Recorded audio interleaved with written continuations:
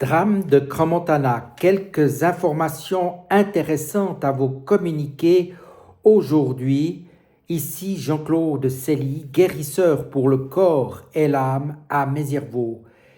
Soyez indulgents lorsque vous m'écrivez, je dirais, des remarques, des commentaires et surtout bienveillants. Naturellement, je vous remercie si vous vous abonnez à ma chaîne YouTube, vous partagez, vous likez, cela soutient mon travail. Maintenant, concernant Crans-Montana, des notaires soupçonnés de consultation illégale d'informations sur Crans-Montana.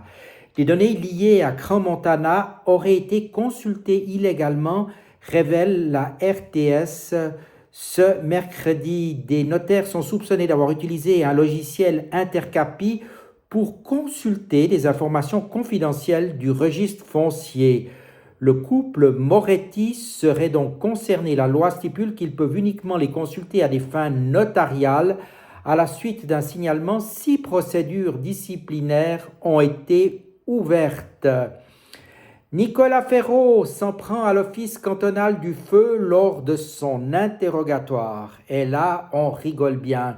Son interrogatoire a fait la une des journaux dans toute l'Europe. Nicolas Ferraud, président de la commune de Crans-Montana, a été interrogé lundi dernier par le ministère public. Cet interrogatoire marathon a duré 12 heures et visait notamment à déterminer si Nicolas Ferraud était au courant de l'absence des contrôles aux constellations. La RTS a pu consulter le procès-verbal de l'interrogatoire de Nicolas Ferraud. Il en ressort que le président de la commune a vivement critiqué l'Office cantonal du feu, l'OSCF, tout en soulignant que selon lui, le conseil communal avait agi correctement. Mais dites donc, Nicolas Ferraud a rappelé le rôle prépondérant de l'OCF et a déclaré l'Office cantonal des sapeurs-pompiers était l'instance de contrôle supérieure. Je suppose donc qu'il devait veiller à ce que les mesures exigées par les communes soient effectivement mises en œuvre. Alors, sur ce sujet, il faut bien reconnaître qu'il n'a peut-être pas entièrement tort et que le canton aurait certainement dû au moins faire quelques contrôles, si ce n'est par sondage, ce qui apparemment n'a pas été fait. Il dédouane la commune.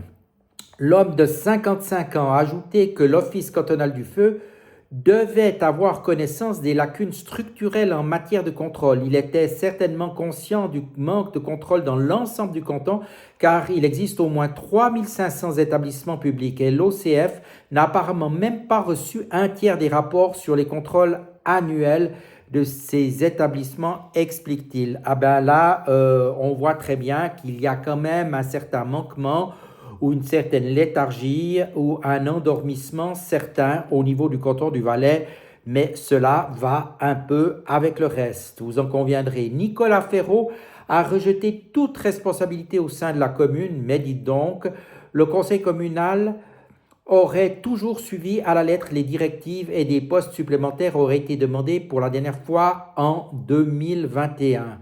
À la fin de son audition, il s'est également exprimé, selon la RTS, au sujet des victimes et de leurs proches.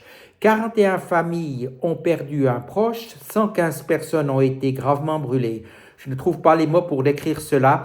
Cette tragédie inimaginable m'a marqué à jamais. Je demande pardon à toutes ces familles.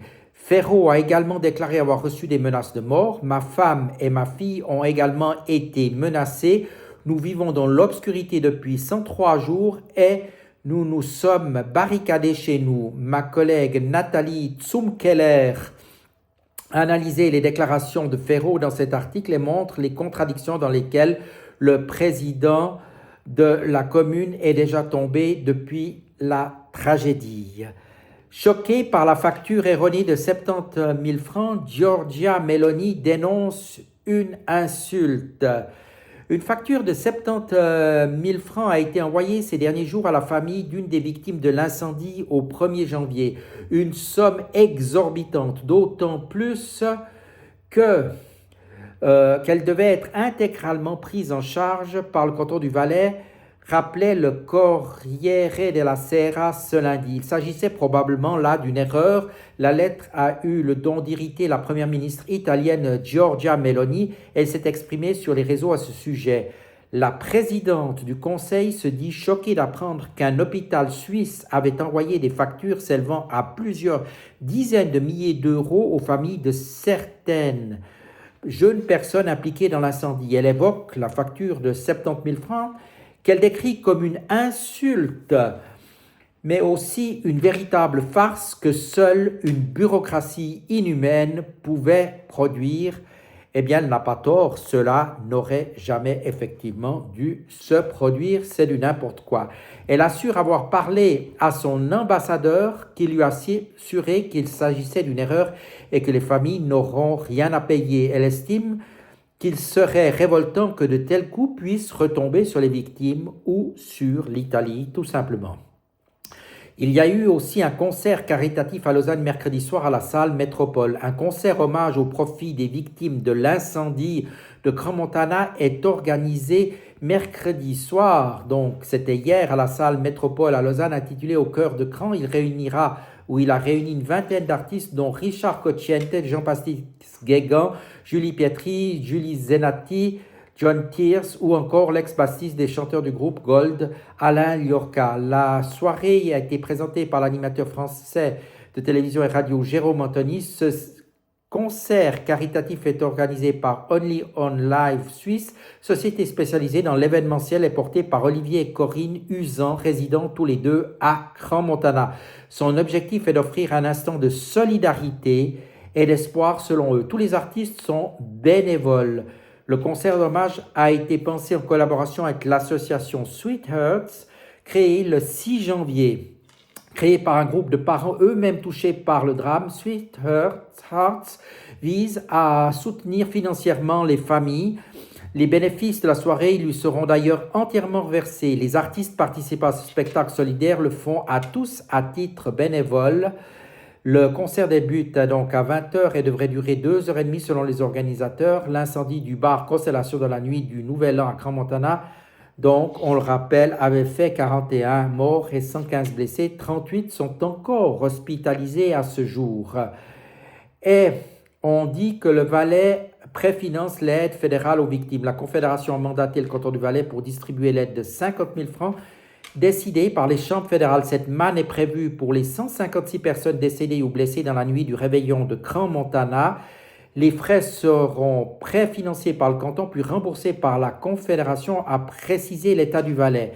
Cette stratégie ne doit rien au hasard. Le canton du Valais avait déjà effectué la même démarche auprès des victimes et de leurs familles pour un montant de 10 000 francs qu'il avait lui-même alloué. Les démarches de contact des victimes et des proches ont débuté cette semaine, confirme l'État du Valais. Tous les ayants droit seront contactés pour les aspects administratifs, notamment pour obtenir leur accord pour le versement et afin de savoir en faveur et de qui ira ce montant. Dès réception de ces informations, ces décisions d'octroi pourront être rendues.